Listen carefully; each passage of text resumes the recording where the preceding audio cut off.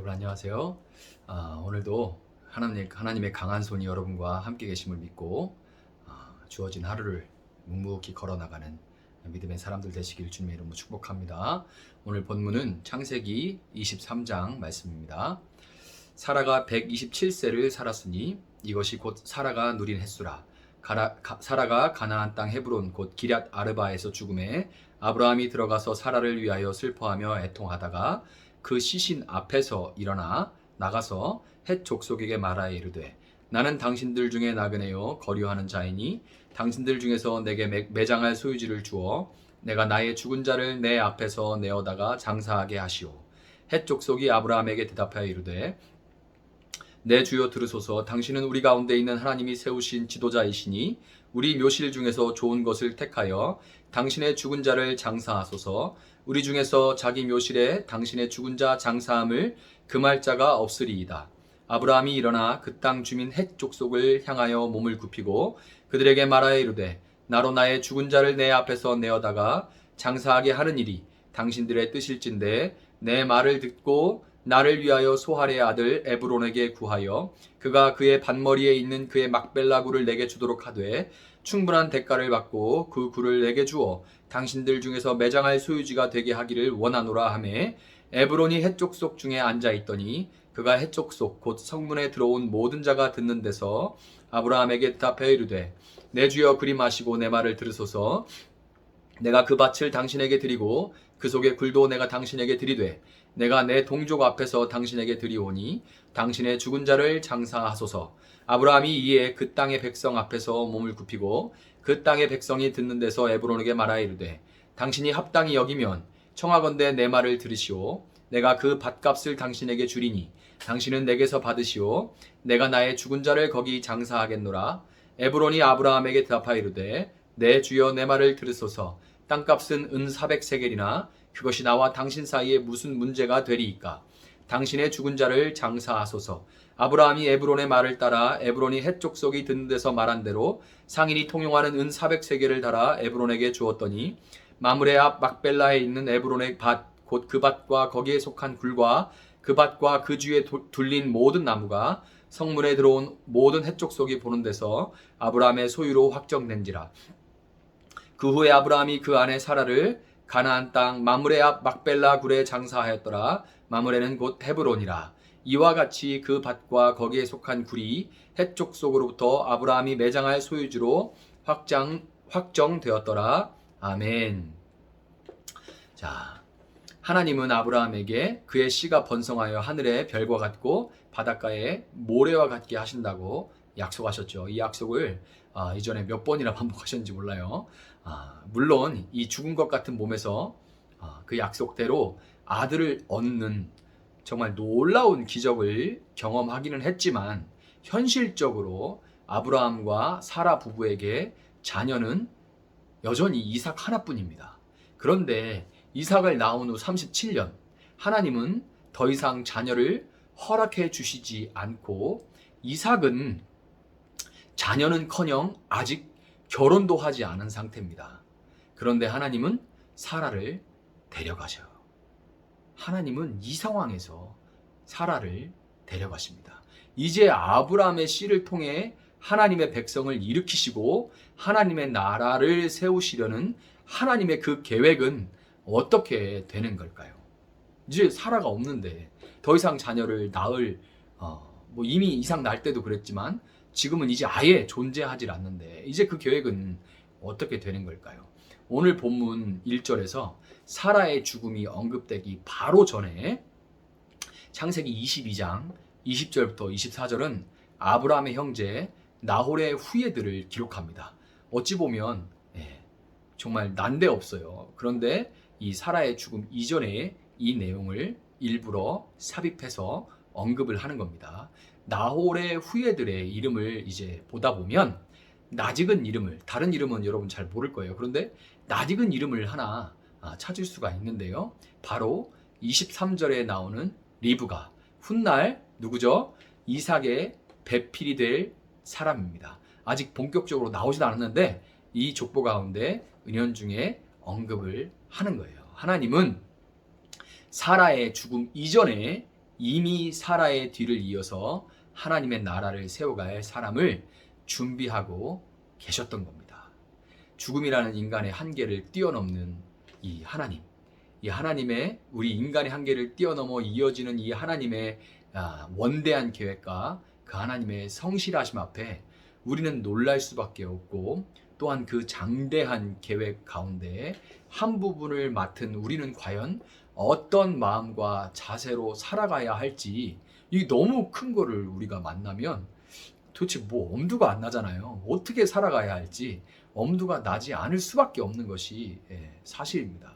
오늘은 이 사라의 장례를 치르는 아브라함의 모습을 통해서 우리가 어떻게 그러면 이 하나님의 이 원대하신 계획 앞에 우리가 어떤 자세, 어떤 반응을 해야 되는지를 보도록 하겠습니다. 그것이 우리가 이 아브라함의 모습을 자세히 살펴봐야 될 이유인 거예요. 사라가 세상을 떠났을 때 아브라함은 이 사라의 장막에 들어가서 그녀를 위해서 슬퍼하며 애통합니다. 이것은 사랑하는 사람을 떠내보내는 모든 사람이 피할 수 없는 장면이죠.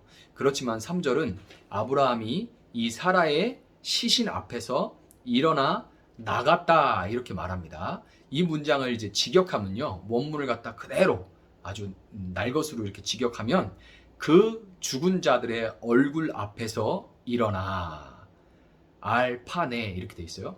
죽은 자들의 얼굴 앞에서 일어나, 이게 되는데요, 아브라함이 사라의 얼굴에 자기 얼굴을 대고 있다가 일어났다, 이거를 우리가 알 수가 있는 거죠. 구약 성경에 아브라함과 같은 이와 동일한 행동을 한 사람이 한 명 있는데, 열왕기하 4장 34절부터 35절에 나오는 이 선지자 엘리사입니다. 엘리사가 이 아브라함과 동일한 일을 해요. 그가 하나님께 기도한 후에 이 죽은 아이 위에 올라 엎드려 자기 입을 그의 입에, 자기 눈을 그의 눈에, 자기 손을 그의 손에 댔을 때 아이의 살이 차차 따뜻해지더니 7번 재채기를 하고 눈을 떴다 하는 그런 내용이 나옵니다. 이 엘리사의 행동을 미루어 볼 때 상실의 슬픔으로 애통하던 아브라함은 하나님께서 죽은 자들 사이에서 사라를 일으키실 것을 믿고 그 앞에서 떨치고 일어났다는 것을 알 수 있는 거예요. 창세기 22장에서 하나님께서 이삭을 다시 살리시는 것을 경험했던 아브라함은 하나님께서 사라 역시 다시 일으키시리라는 그 부활의 믿음으로 소망 가운데 죽음을 떨치고 슬픔을 떨치고 다시 일어날 수가 있었던 겁니다. 사라 앞에서 일어나 밖으로 나온 아브라함은 그 땅의 원주민인 헷 족속에게서 사라를 매장할 소유지를 매입합니다.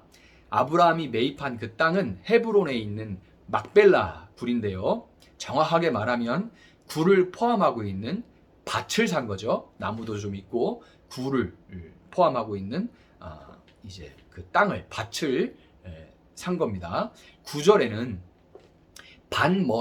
밭머리라는 그런 단어가 나오는데요, 영어 성경에는 at the end of his field라고 되어 있어요. at the end of his field, 끝에, 밭의 끝에, 이렇게 번역이 되어 있는 거죠. 아브라함은 이 밭의 끝에 있는 굴에, 사라를 장사 지냈던 겁니다. 막벨라 굴의 구조와 사라의 장사를 통해서 성경은 아담의 범죄 이후 모든 사람들은 수고로이 밭을 갈다가 결국에는 무덤에 장사되는 운명을 피할 수가 없지만, 부활신앙을 가진 자는 하나님께서 반드시 다시 살리신다는 것을 말해주고 있는 거예요. 아브라함은 부활신앙을 가졌지만, 그러나 분명히 우리가 지금 볼 수 있죠. 아브라함이 부활신앙을 가졌다는 거. 그렇지만 이 아브라함이 가진 부활신앙은 결코 그저 죽어서 언젠가 들어가는 그 하늘나라에 대한, 이 한국 땅에 있는 천당 가는, 그런 죽어서 들어가는 천당, 그런 개념이 아니었어요. 그는 해쪽 속의 족장이었던 에브론으로부터 땅을 매입했는데 에브론은 아브라함에게 땅을 그냥 거저 주겠다고 제안했죠. 너무나 고맙고 솔깃한, 귀가 솔깃한 제안이었겠지만 아브라함은 그 제안을 받지 않고 은 400세겔, 대략 은 4kg이라는 거액을 지불하고 공식적으로 그 땅을 샀습니다. 왜 그랬을까요? 왜 그냥 거저 받지 않고 그것을 공식적으로 구입해서 완전히 소유를 삼았을까요? 아브라함은 창세기 15장에서 하나님께서 아브라함에게 하셨던 그 약속, 아브라함의 자손들이 400년 동안 이방에 객이 되어서 괴롭힘을 당하겠지만 4대 만에 이 땅으로 돌아올 것이라고 하셨던 바로 그 약속을 기억하셨던 것입니다. 아브라함은 그를 통해 하나님이 하늘의 별처럼 바닷가의 모래알처럼 만들어 가실 하나님의 백성들이 이 땅으로 돌아올 때 합법적으로 요구할 땅을 준비함으로써 하나님께서 지금은 이방에 속해 있는 이 땅을 하나님 나라의 영토로 바꿔 가실 거라는 것을 믿었던 거예요. 그날이 올 때까지 자기는 아직 잘 모르지만 그러나 그 약속을 믿고 그날이 올 때까지 회복된 그 땅에서 사라를 다시 만나 함께 다스릴 그날까지 그는 4절과 같이 나는 당신들 중에 나그네요 거류하는 자다 하는 이런 정체성을 가지고 그 땅에 살지만 그 땅에 속하지는 않는 자로서 자신이 할 수 있는, 지금 자신이 할 수 있는 분량대로 하나님 나라를 위한 준비를 했던 겁니다. 여러분, 아브라함의 이 모습이 바로 하나님의 원대한 구원 계획에 동참하는 우리의 마음과 자세가 돼야 되는 겁니다. 70년, 강건하면 80년을 사는 우리의 짧은 인생 속에서 우리는 하나님의 계획을 다 알 수가 없어요. 우리가 때로 답답하면 하나님 계획 좀 알려주세요.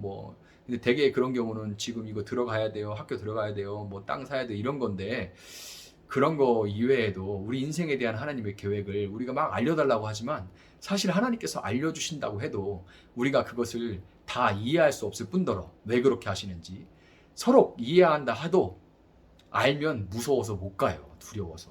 모르니까 가는 거지.